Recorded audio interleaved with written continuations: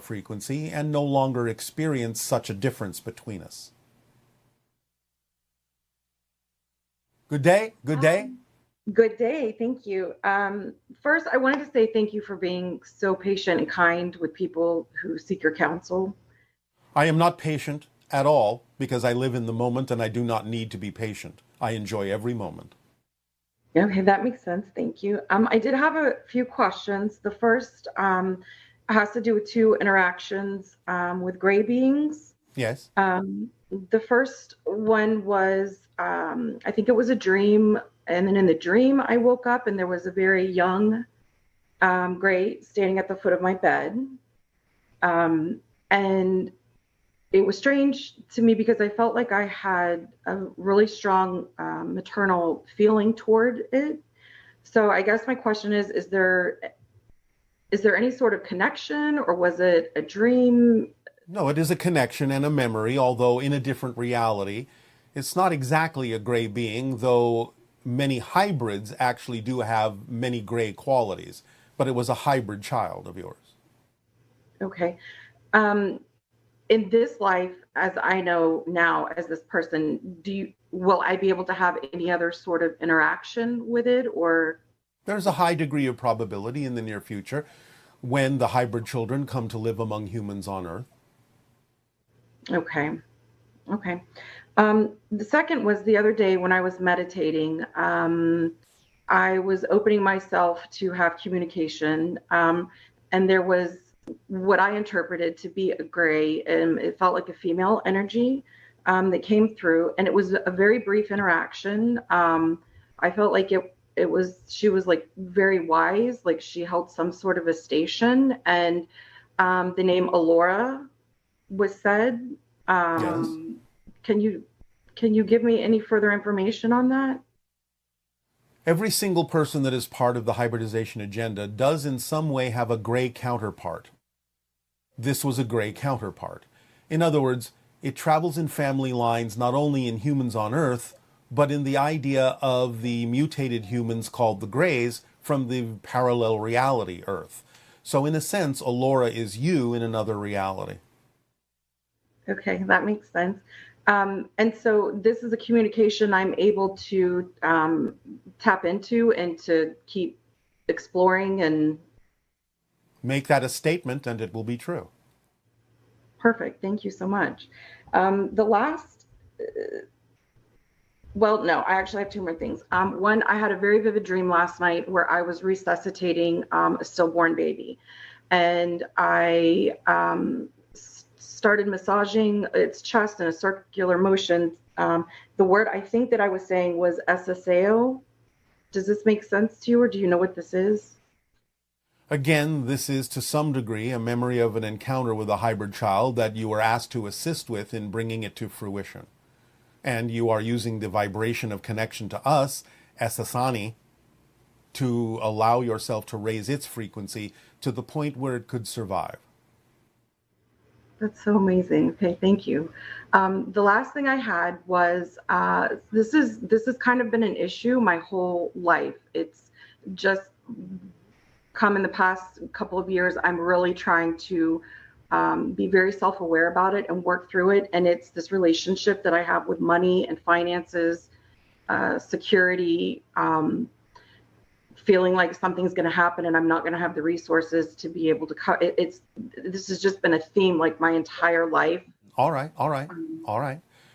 Do you remember or have you heard us talk about how many forms of abundance there are? Yes. So why are you limiting your abundance? By focusing only on one way in which things can be done.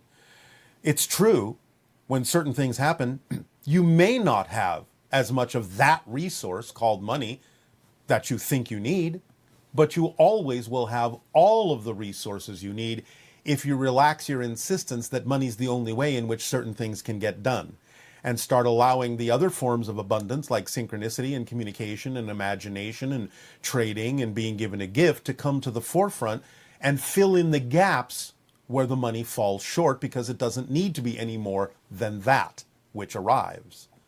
Does this make sense? It does. I But I guess I'm But trying to figure out how to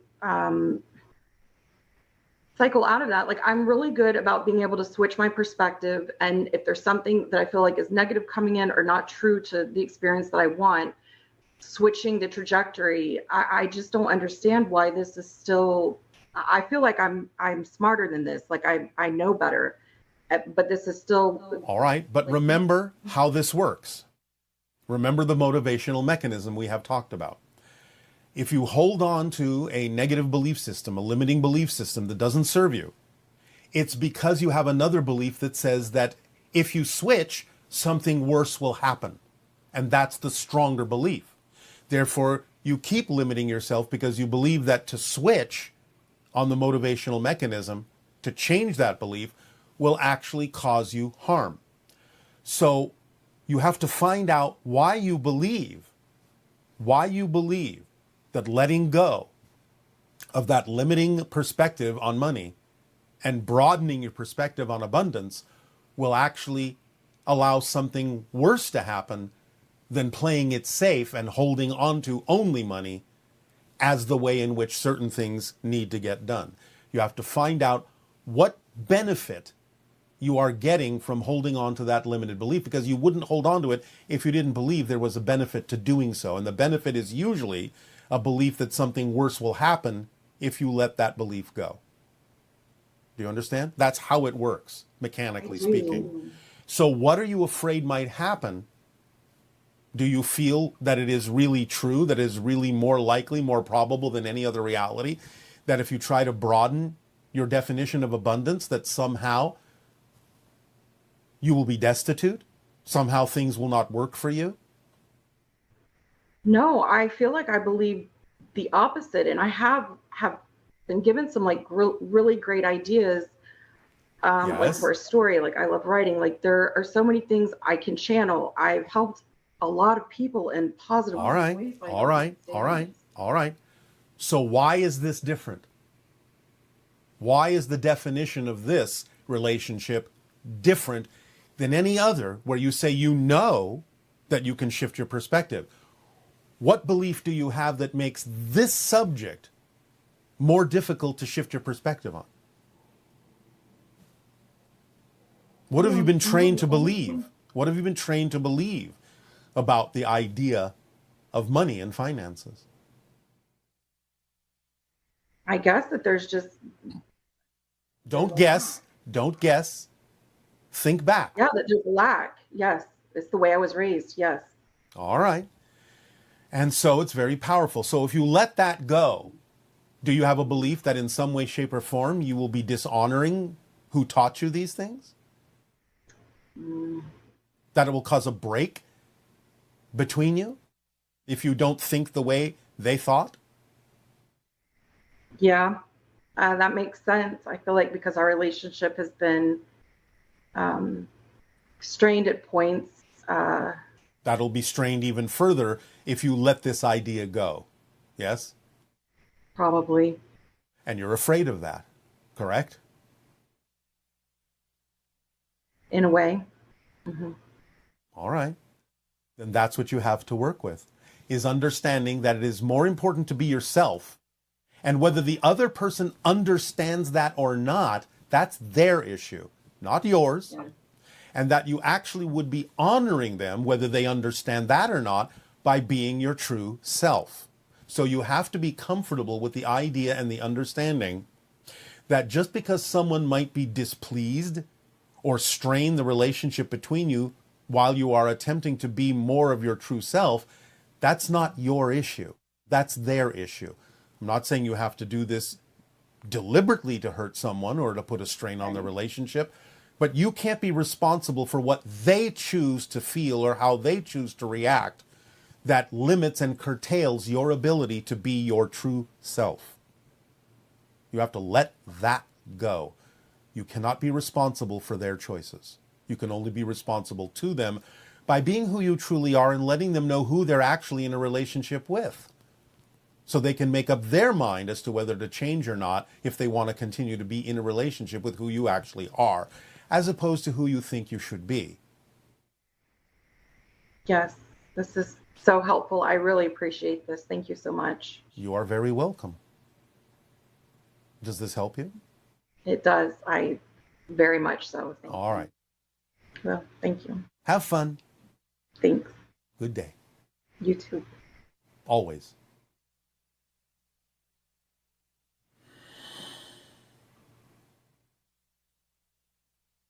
Greetings, Bashar. My question is, one night I had a dream where the apartment I live in was haunted. It was a pretty vivid dream. And in the morning, when I got up, I was doing my morning routine. And at one point, I thought about that dream. And when I did, the lights in my kitchen flickered. And they've never done that before, and they haven't done that since. Is there a connection? Thank you, and have a great day. Someone in spirit is attempting to get your attention. So pay attention to it. Be positive in your vibration. And whatever positive energy or information needs to come through from spirit, you'll eventually make the connection more consciously and receive that information. So just know that something is attempting to get your attention, and stay in a positive state with that idea. You will receive what you need to receive eventually. Good day. Good day to you, Bashar. Good day. What would you like to discuss this day? My first question, although I think I have been a fairly good person most of my life, there are a few things I regret doing, one of which caused some memory loss. The memories have started to return slowly over time, but they are fragmented and incomplete. All right. Is there a way to streamline my memory recovery and become whole again? Well, have you learned to do something different from this experience? Yes. I've mostly been relying on rosemary oil, sleeping I don't longer. need to know the details. I don't need to know the details. Okay. I'm just asking you in general. Whatever it is you did that you say you now regret doing, have you learned from the experience and are now doing something differently that you believe is more in alignment with your true self? Yes or no? Yes. Then there is no need for regret anymore, is there? If you're learning from it? I guess not. The regret is weighing you down and holding you back. That's the way to streamline yourself. If you acknowledge that something has been done that you don't prefer yourself to do, and you have been willing to allow yourself to learn a lesson from it and change who you are and do things differently that's more in alignment with who you truly need to be, regret does not have a place in that formula. The regret served a purpose in simply getting you to recognize that it was not something you prefer to be. Once you recognize that, there is no more room for the regret. It has done its job. It served its purpose. So let it go. Yes? Yes. That will streamline you and move you forward. Does that answer your question? It does. Thank you. You are welcome. Anything else? How can we see auras and the flow of spiritual energy around us? By raising your vibration, which you are on the path of doing. It will happen naturally. Of course, you may attract yourself to some methodology, and if that permission slip works for you to increase your ability to stretch your senses to perceive those energetic things, then that's fine too. Trust synchronicity will bring you what you need. But the idea, again, is that as you allow yourself to become more and more of who you are and move forward, your vibration will increase, and a natural result of your vibration increasing will be that your senses will begin to see things that you heretofore couldn't. So it's just a natural part of your evolution. What can we do to improve if we go into a meditative state, but we're not making any progress? But depends on what you define as progress. What are you insisting must happen when you go into a meditative state? Insisting that something particular must happen is actually the opposite of being in a meditative state. Well, if you're sitting in meditation, but you're only experiencing a dark void. What's wrong with that? Dark voids are quite beautiful. I was hoping to get a little bit more out of the experience. Well, maybe that kind of experience is not designed for something you actually find workable. Or again, You're bringing too much insistence and expectation in what you think it's supposed to do. Maybe you have other ways of meditating, maybe not. But I just gave you the hint that if you explore the dark void itself, you may find there's more there than you think, instead of insisting that something else should be happening other than the dark void.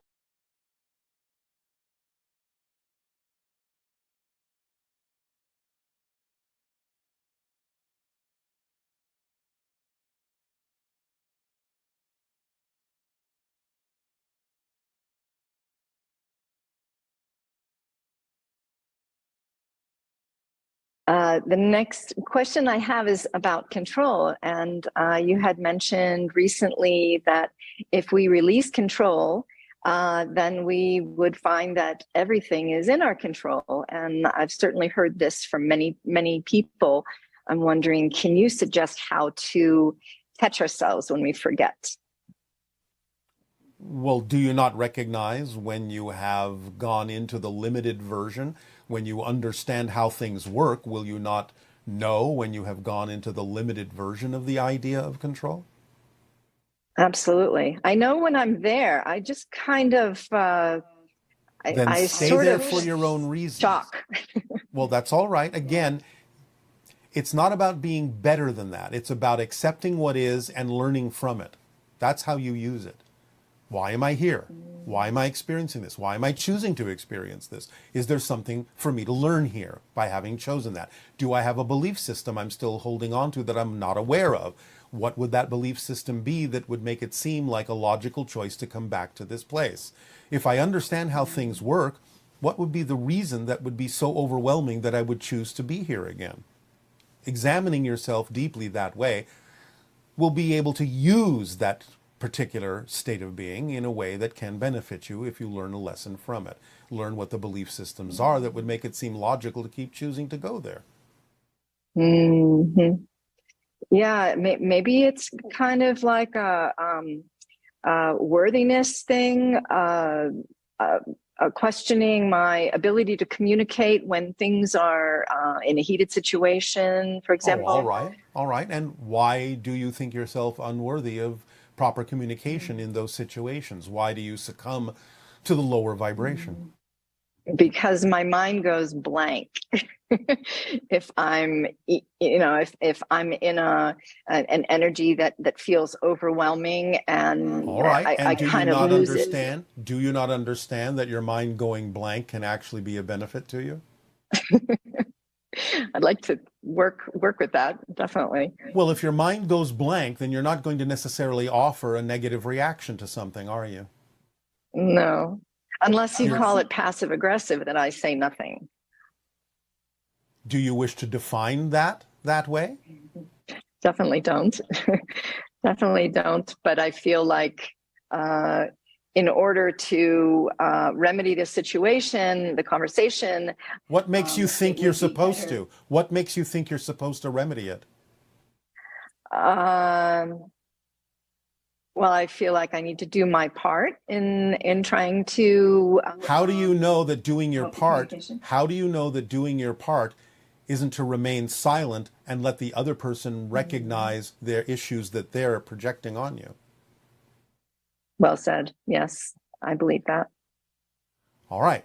Again, not because you're better than, but just because you're offering a blank slate for that person to bounce off of and get a reflection for themselves of the projections that they may be putting onto you of their own issues. You don't have to remedy anything. Again, you're trying to be in charge. You're trying to be in control. I have to rescue. I have to save. I have to fix. No, you don't. Mm-hmm. Okay. And when you relax into that state of it being okay to go blank, you will come out of it more likely than not with the perfect response that gives them the opportunity to face the issues that they are going through. Mm-hmm. Mm-hmm.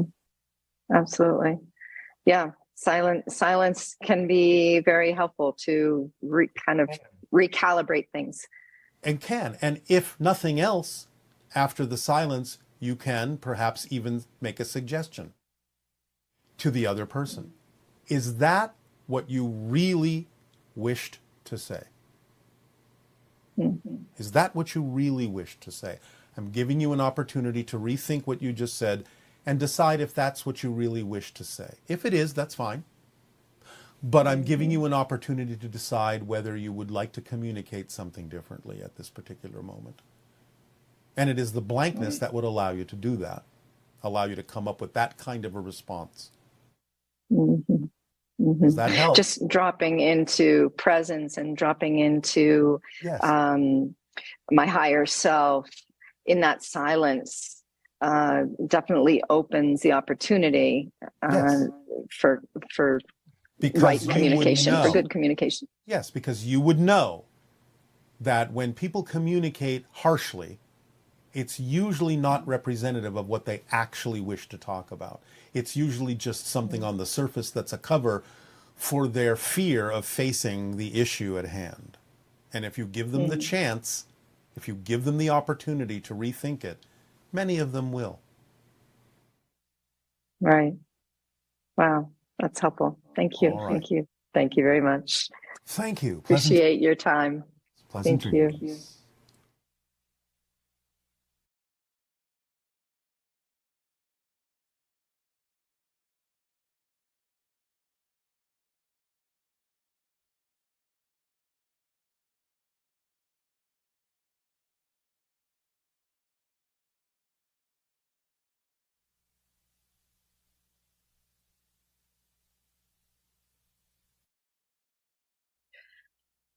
Hello, Tadeo. Nania. We have a lot of great questioners from our viewers. All right. I think we'll start with some open contact questions. Yes. When it comes to open contact, will your people be contacting individuals or small groups first, then the planet, or the entire planet all at once? If you'll be or will you be going with individuals, and could a group get together and be specifically prepared for contact? Can you tell us what steps to take? Follow the formula. Again, raising your vibration to a certain level will allow synchronicity, the organizing principle, to determine exactly who and how many individuals will be involved in any particular moment of contact. It can be individuals, it can be groups. Most likely, it will eventually be your entire planet or the remaining population in the version of Earth that has shifted to the reality of contact. But again, these things are not completely determined at this time. But again, following the formula as precisely as possible will allow you to become more probably involved in whatever way is appropriate and relevant for those individuals at that time. So basically, there will probably be some individuals that are contacted as individuals. There'll be some groups that are contacted. And specifically, it wouldn't necessarily be your people, but it would probably be other ET civilizations. We will not be the first, but we will eventually join in. And again, the answer still applies. We may start with individuals, we may start with groups. It depends on the vibration at the time and what it is that your people have already experienced with regard to the first extraterrestrials that would initiate open contact. So for like those groups that get together, say out in the desert or in other locations and look for ETs and specifically for the purpose of contact, that kind of repetitive behavior, could that heighten the potential for contact for that group? Yes. That sounds fun, and especially if everybody loves doing it, right? Yes, really only if everyone loves doing it. Mm. And how does first contact work on a global scale? For example, do aliens know all the different languages, and how do they go about contact based on the different cultures and tribes? Different extraterrestrials may learn certain languages that belong in certain regions of your planet, or they may also use telepathic communication if the population is ready to receive such. There will be a variety of ways of communicating with individuals on your planet. Again, remember, certain kinds of contact will not occur until certain groups of individuals are ready for it, and being ready for it may mean that they are capable of receiving telepathic communications, and or, to make it simpler, sometimes, as we said, some extraterrestrials will learn the local language. Can you share with us who will be the most likely species that we will have contact with first? Most likely, Pleiadian species of different types. The ones that are closest to you genetically, your cousins, in a sense.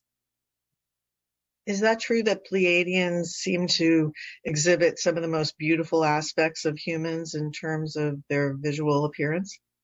We understand what you mean by that, and I suppose the simple answer would be yes. Okay. And if Bashar, the entity, is a collective, then upon open contact, will each major nation on Earth get its own Bashar clone to speak with? No, Bashar, myself, is not a collective. I am an individual. I am telepathically connected to my species and many other beings, but I myself am not a collective in that sense that it was meant. Everyone will get their own representative, be it a member of my species or other species. And will we see a lot of technological innovation and at an accelerated pace as contact gets closer and closer? As contact gets closer, you will see some, and after contact, you will see more. So will it act as kind of a triggering energy, similar to like in 2001: A Space Odyssey? Similar, in some ways, yes. Again, remember, we have said that when you discover forms of life, either in your own solar system or elsewhere, based on your technology, your probes, your telescopes, so on and so forth, that will also start a trigger in the mindset that outside of your planet, life is possible. And therefore, that alone will change the mindset sufficiently to begin an acceleration and a refocusing and a perspective change in your society, or at least those that are aligned with that idea. Would you say that 2033 is also going to be an important year for contact, for first contact? Yes, and an especial acceleration between 2033 and 2040. Does the Interstellar Alliance have a post office? Is there a service that ET societies use to deliver packages between planets? And can you tell us Essassani's intergalactic zip code and where their mailbox location is on Earth? The idea of a post office does not exactly exist in the Interstellar Alliance. Sometimes, however, goods are traveled from one place to another on ships of a variety of types. Sometimes goods are simply created where they are needed immediately, depending upon the technology involved. The so-called zip code, as you call it, of my world is exactly the same as the phone number we have given you. A black background with a black equilateral triangle separated from the background by a deep blue light behind the triangle. This is the vibration that allows connection to our collective consciousness. I, in a sense, in what you call the North American region, am the so-called post office, since I am located above your Bell Rock in Sedona, Arizona. You could consider that location, because of my presence, a kind of hub for communication in the North American continent. There are others positioned in other places around the planet, and I suppose, using your language, they would be the so-called connection point, hub, or post office for those regions in communicating with extraterrestrial beings, not only from my own civilization, but with other civilizations as well.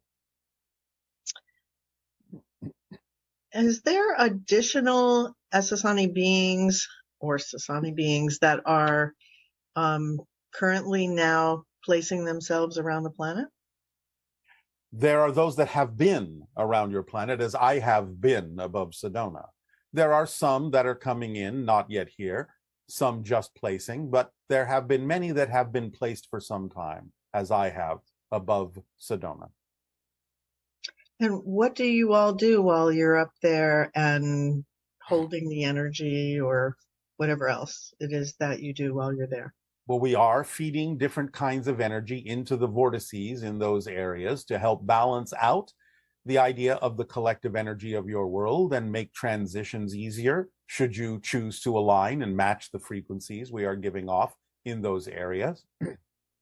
At the same time, remember that time for us is not what it is for you.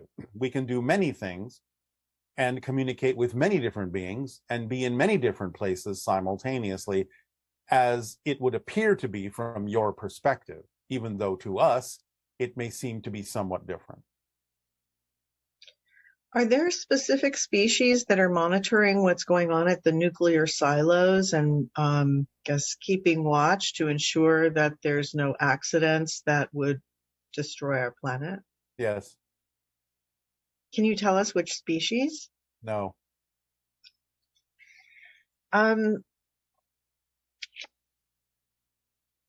Let's see. When humans learn the true understanding of our planet's history, will our attitude towards crime and the ways of handling crime change from our perspective?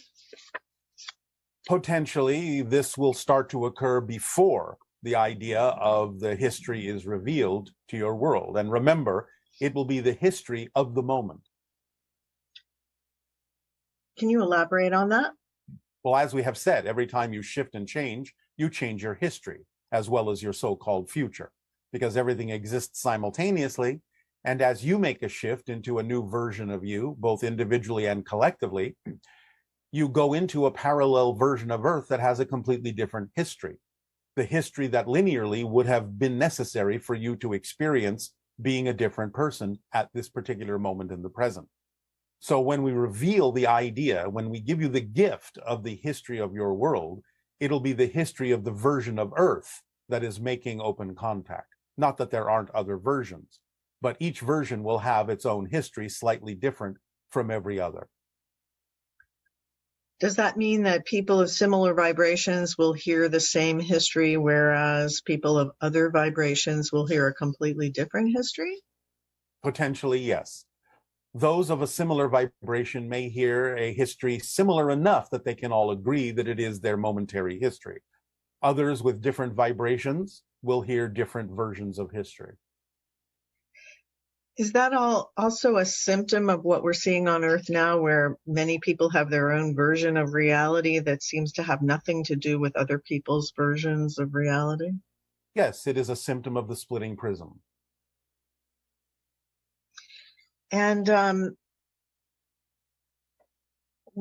will the hybrid children, when they come here, will they exhibit less emotionality than we do? Not less. They may not have the full range of emotions in the sense of negative ones, so to speak, but what they exhibit may actually be more full-bodied than even you typically as humans express.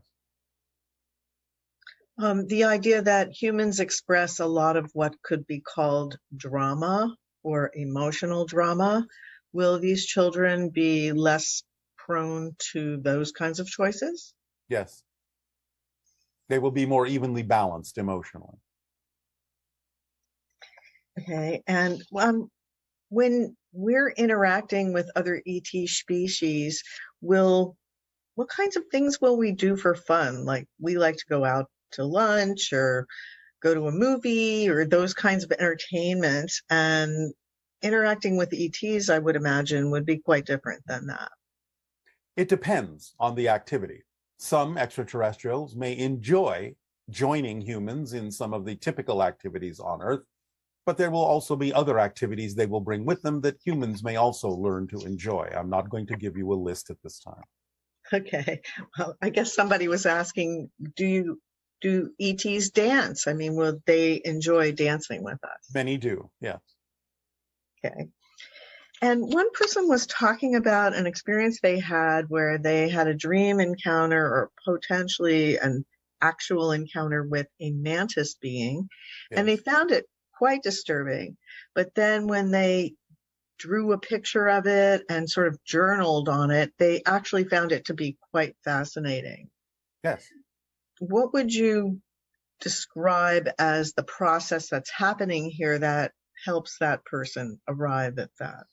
Sometimes actually projecting it out in front of you in some way, shape, or form, like a drawing, can allow it to then be reflective to you in a different way, from a different point of view, a different perspective, so that it doesn't necessarily remain in the idea of your subconscious or unconscious mind, where you don't necessarily know how to relate to it. By putting it out in front of you, you can develop a different form of relationship with different beings. This is why we suggested, and still continue to suggest, the exercise of creating a cutout of different extraterrestrials, such as the Greys and hybrids and so on and so forth, and putting them outside your windows and doors, because by relating to them that way, as if they are truly physically there in your reality, but outside your house, you can begin to develop a different relationship that allows you to determine on your own terms when you are comfortable enough to interact with them more closely. And can you skip this version of Earth and teleport yourself to a version that's already had contact? And why is this process so important? This is the process that most of you have chosen so that you can develop a true appreciation for the manifestations of contact that will ultimately occur. Many of you simply wish to go through the process so that you are properly prepared. Many of you think you're prepared, but you're not, because we are very different than you might think. We are not some science fiction extraterrestrial that will simply land and be similar to you. Our vibrations are very different. Many species are very different from you, and preparation is necessary for the path that you have chosen in terms of your experience of physical reality. So do not be impatient. It will be worth the wait. And can you talk a little bit about your feminine counterpart, Anima? What role does she play in your life? How can we strengthen our relationships with our male and female counterparts on Earth and beyond? Well, again, by examining your belief systems and letting go of the ones that are outdated, outmoded, old-fashioned, and forming no balance within yourselves and recognition and respect of equality. Differences, of course, are valuable, but the idea is that fundamentally you are all equal in that context. The idea of Anima as a social engineer accompanies us many times on first contact scenarios, especially after open contact, to help guide and suggest and encourage different kinds of social engineering in societies than that society may have been used to for its history. So the idea is that Anima will also be present in many cases when we arrive, and will help with the reconfiguration and social engineering of the systems on your planet to the greatest benefit of your entire population. In other words, you may call her, in that sense, a sociological efficiency expert. Is she actually your feminine counterpart, and what does that mean? It means we are extensions of the same oversoul. And so do you commonly, when you're doing first contact work, do you do it with Anima? And others, yes. She is my primary because of our soul connection. And can you tell us a little bit about the frequency of first contact? Like, you've helped us understand that human beings operate at different frequency ranges, Yes. and that the higher frequency states tend to be between 175,000 and up to about... Yes. Open contact will require a stable frequency above 200,000 cycles per second. Really? Yes. Yes. So are you saying the vast majority of people on the planet, as it stands now, would not experience first contact? Correct. At least And not yet in their reality, in their version of Earth.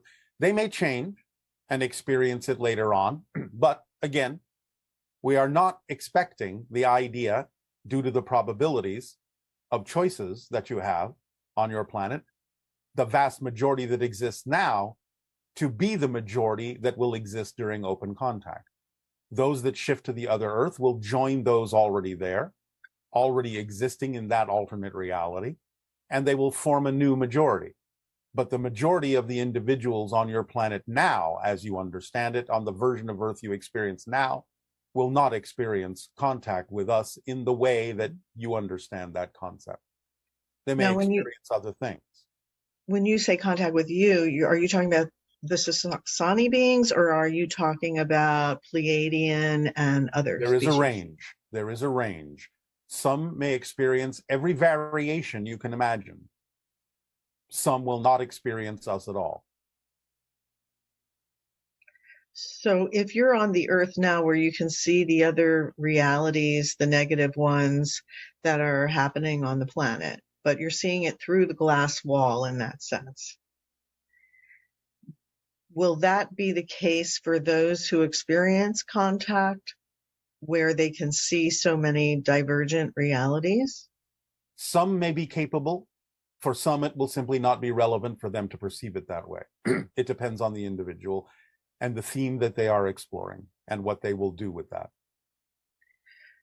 Do you expect then that large segments of the population would literally disappear from the reality of those that are going to have contact?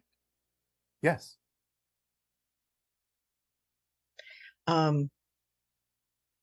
Okay, and so that would not necessarily, how would that occur? How would that occur?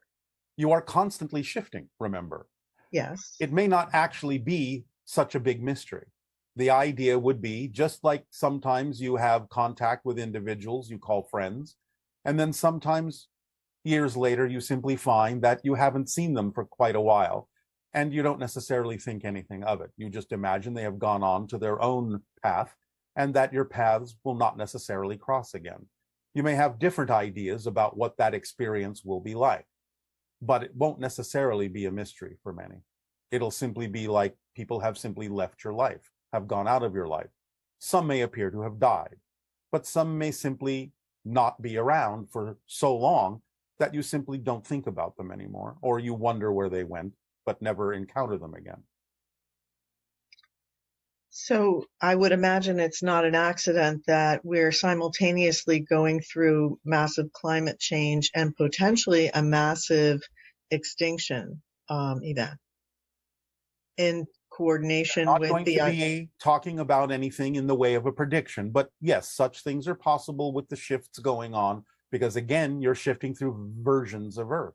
So you may experience a variety of things that are all representative of the splitting prism, until you make decisions to align with a particular timeline or path and other versions of Earth that will take you in a different direction. Well, this will probably make more sense to us as we become more and more used to the level of plasticity, where the Earth can shift a great deal, our realities can shift a great deal. And some of the skills that we're learning right now are how to navigate changing realities that may let you feel unmoored or not as grounded to a specific reality. Yes, temporarily, but it will become a normal state for you, a state you will get used to in the constant idea of shifting, because the more you understand that you are projecting and creating your physical reality, the less you will rely on the idea of stasis as a representation of stability, and the more you will feel comfortable with the idea that change is truly what is stable. So that would figure into the idea that many humans do not enjoy change, or they believe that change is uncomfortable, fearful, creates anxiety. Yes. Those kinds of things is, in a sense, a skill set that we're learning, is how to be in physical reality or as physical reality, with greater amounts of change and seemingly unmoored realities without Remember, having getting remember, panicky. it is not getting used to more change. It is getting used to the idea that you're constantly changing. Because you mentioned when you're in spirit, you can navigate change quite easily. Yes. It's the natural flow. You're always experiencing the next chapter in a sense. And you are doing so even in physical reality, since that's nothing but a projection of consciousness. Again, it's just that most people on your planet are not aware of it because of the agreement you made to experience the idea of linear time and continuity. But once you accept the idea that you're constantly shifting billions of times per second, you can get used to that idea and form a new understanding and relationship with the idea of change as stability. So the disorientation that humans often experience around change, this is an issue of definition and attitude. It is an issue of definition